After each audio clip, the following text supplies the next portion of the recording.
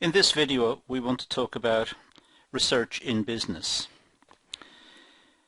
Now, some of the material in this video will overlap with material in other videos in the research area. It's wise for you to consult those other videos, make notes from them, and do the same from here and merge the notes to get a fuller and rounder picture. But for the moment, let's concentrate on research in business and see what this class brings out. We'll start with the research rationale. Research is important as a source of knowledge for decision making. That's the most important point to make. Research sheds light on issues, and then better decisions can be made within the business. There are two types of research. One is primary research, which discovers data and analyzes the data. And the second is secondary research, which uses published data and analyzes it. Clearly, primary research gives the business a unique view and is better because the competitors can't get access to that. The competitors can get access to secondary material, which is perhaps published by the government or published by trade associations. So primary research is more important and probably better value for business than secondary research. Secondary research is open to everyone, and the databases may be open for many people to investigate and to look at relationships. Primary research is customized research, research conducted on behalf of the organization on a specific issue. The data collected should be objective and follow a systematic method of procedures. It's important that it is objective. The data collected, if it's subjective, if it's just imagined by the researchers, it's useless. It's biased and it's perhaps not well thought out. Objective research, i.e. research which is follows particular patterns of collection procedures. These patterns, which we would classify as scientific, as we'll discuss later. Scientific in the sense that they are objective. For example, random sampling, which means collecting data from a population and collecting the data so that every element in the population has an equal chance of being selected. Now, it's costly and it's difficult, but the information collected that way is more reliable. It's objective. The people selected for interview or for questionnaires were not picked by the researcher, so they do not reflect the bias of the researcher. They were picked objectively. The systematic approach is referred to as a scientific approach. It's scientific in the sense that, as I said, every element in the population has an equal chance of being selected, and therefore it is a better approach to take. There is less bias. The approach itself looks for generalizations and attempts to understand the fundamental relationships in the data. So, having conducted the research, then the analyst will attempt to find patterns in the data, generalizations. Patterns perhaps recur over and over every time a piece of research is conducted. And if the same patterns are observed over and over and over, then they start to generalize it. They start to say, well, every time something happens, something else happens. Every time. Because every time a piece of research has been conducted in this area, these two go together. So the researcher is looking to generalize and that's important in research. Now, the information for management. Well, market pressures force management to make good decisions, and this gives rise to the need for research. Clearly, it depends on how competitive the industry is. If a company has got a unique position and perhaps is the sole supplier of a product, then in effect it's a monopoly and it doesn't have to worry too much about the market and the market conditions. It knows it's the only supplier. But when a company has got competitors supplying similar products or even identical products, then it must try to find some sort of uniqueness, some advantage in the market. And the way to do that is to research the market. Research the market to see what customer needs are and how the product is being received in the market, how customers perceive the product. There is an increasing practice of use of data mining and data warehousing techniques to support management in the decision-making process. Data mining means trying to get access to databases and collecting data from various databases and combining it and refining the data so that it's available to the business, and it provides a basis for decision making. It provides an insight, and you should really look up data mining and data warehousing techniques and understand their significance.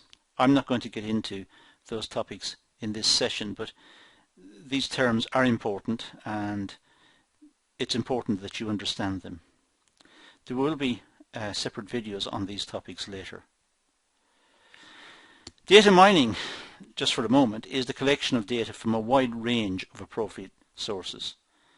It looks at various sources and collects data from them, perhaps from databases held within the industry, government databases, academics compile databases.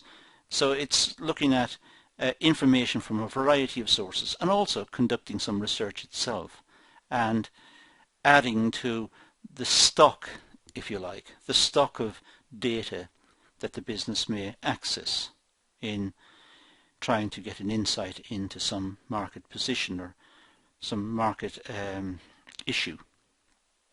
Data warehousing, well, this is the tool, or these are the tools, I should say, and techniques available to analyze the various sources of data. So the warehousing idea is to store the data and then apply techniques and experiment with various techniques to see which one gives the better insight into the data. It may be regression analysis, or it may be some sort of tests of significance, or whatever, some sort of statistical process or some sort of technique for analyzing the data. As I said, I think you should look up data mining and data warehousing and make some notes of those. Access it online and see what you can come up with. But we will have separate videos covering these topics later. Now, research skills. Well, these enable the management to acquire information as an aid to decision making. That's what the research skills do. They help the management to acquire the information, and the information is then used for good decision making. Also undertake sophisticated applied research if necessary. So good research skills can enable management to undertake sophisticated research. Not just collecting some data perhaps locally and working out the average or the mean, but perhaps working out what the moving average is, or what sort of smoothing techniques for the data could be used to work out a trend or a pattern. So it enables the management, good research skills enables the management to make sophisticated calculations of the data and turn the data into useful information. The research skills help to formulate a good research design, perhaps a good questionnaire, good pre-testing. The wording is clear, understood, the sequence of the questions is well laid out, and it's administered professionally so that bias is kept to a minimum. And the research should be effective. It should minimize costs. It shouldn't be extravagant, but at the same time it should be sufficiently resourced to bring about appropriate results. Appropriate in the sense that useful results come out of it and the results are suitable for decision making. The research itself should have a budget and should be financed out of a budget, so there is clarity about what resources are available and the expenditure on each item within the budget. Now the types of research, well, there is applied research, or sometimes called action research. For example, market research, talking to customers and trying to determine what the customer's needs are and how they perceive the product at the moment. But market research could also be into suppliers and looking at how the suppliers see the business and what are the suppliers' expectations of the business. Market research doesn't have to be based on the customer, it could be based on the supplier. There could be a competitor analysis, which is a part of strategy, and it's looking at all of the issues associated with the competitors, the number of competitors, the size of the competitors, their patterns of research, the new products they have introduced and are planning to introduce, and looking at sources of information about the competitors. There are many issues involved in this, and it's a very important topic, and again subject to a separate video. There's also applied research into production and innovation, and that's important. It's important to know precisely what the production system is, what is efficient production, looking at the process of innovation and invention. Invention is coming up with a new idea for a new product, and the innovation, the commercialization of the invention, putting the invention into practice and making it available in the marketplace.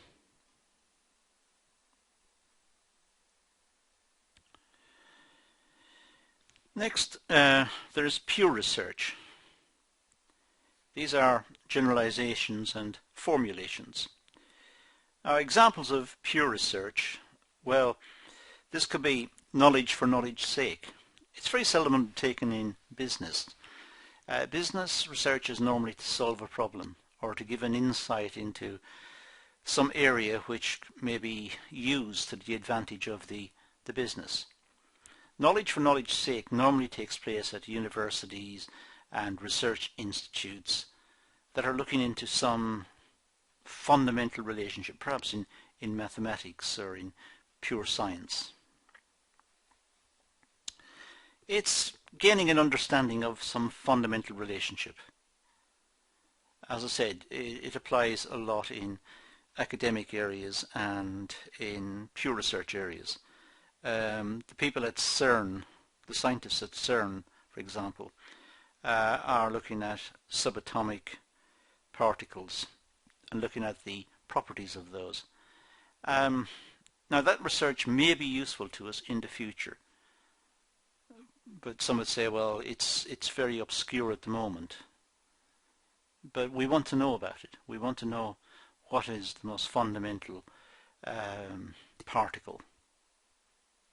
So we conduct research, and very expensive research.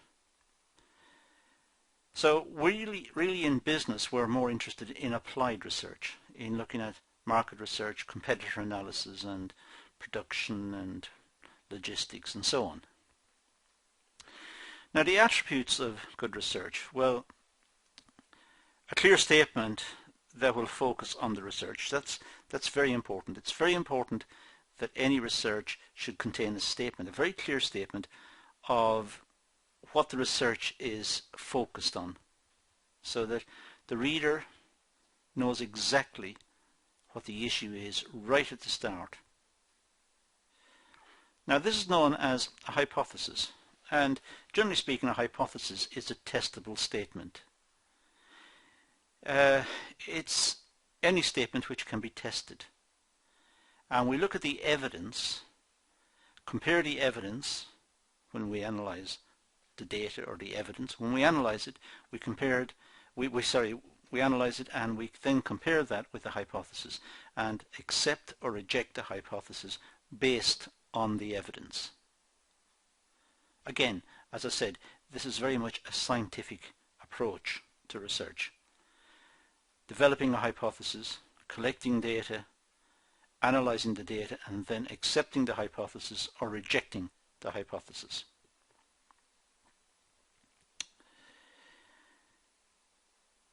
It's important to have a clear research plan so that, again, the reader or the person interested in the research will know exactly what the plan is and how it's going to be executed, how the research is going to be conducted.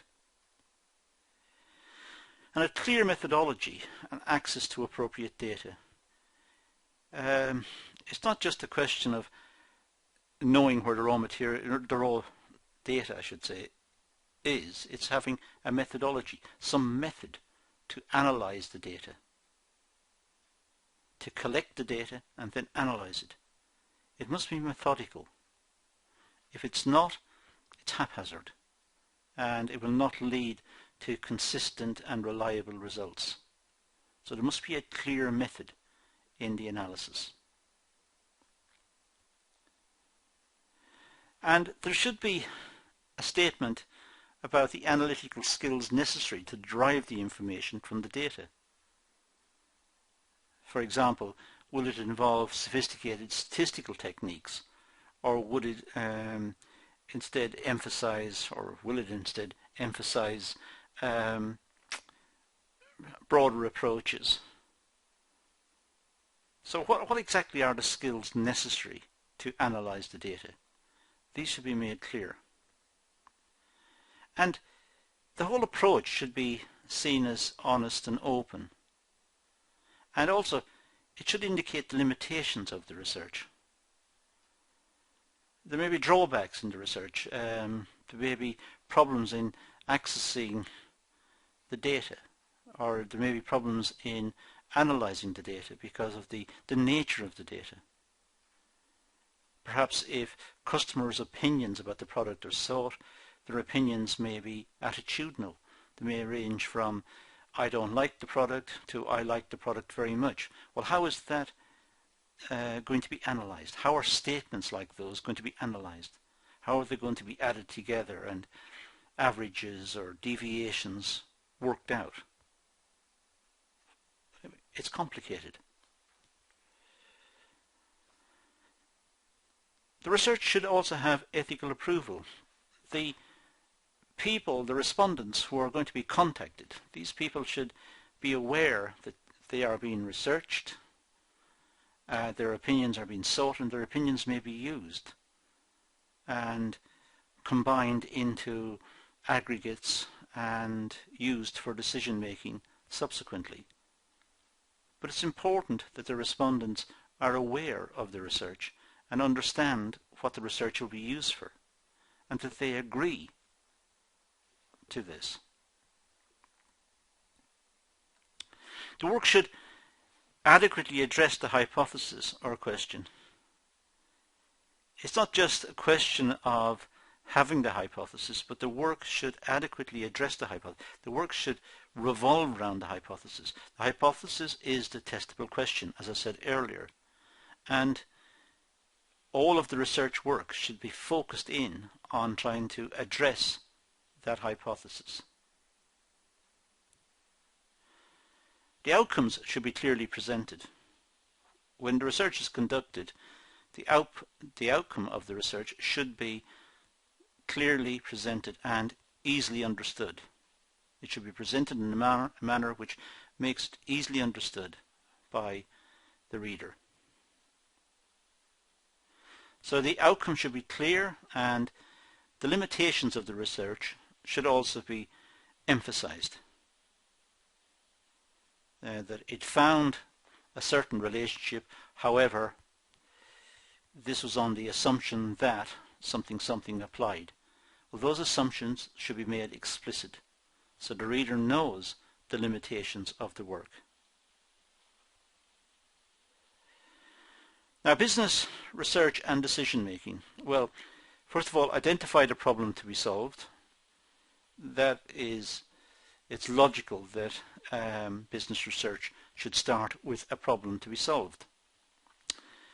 Then, having decided on the problem, identify the tools to be used. What sort of research is going to be conducted? Is it going to be random sampling? Is it going to be focus group, questionnaire? How exactly will the research be conducted? Clearly state the solution, the outcome from the research. It's important that having conducted the research and analysed the data, that there is a clear solution or outcome from the research.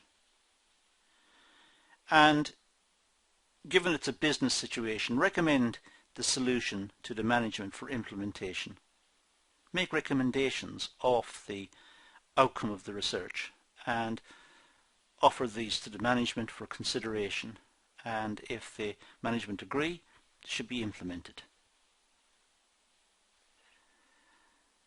Now, the determinants of business research. Well, determine the available time for the research and program the research to meet the time constraint.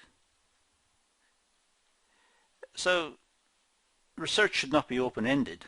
There should be a time scale, perhaps a Gantt chart stating the research will start on a certain date and end on a certain date, and in between various processes will be sequenced and scheduled.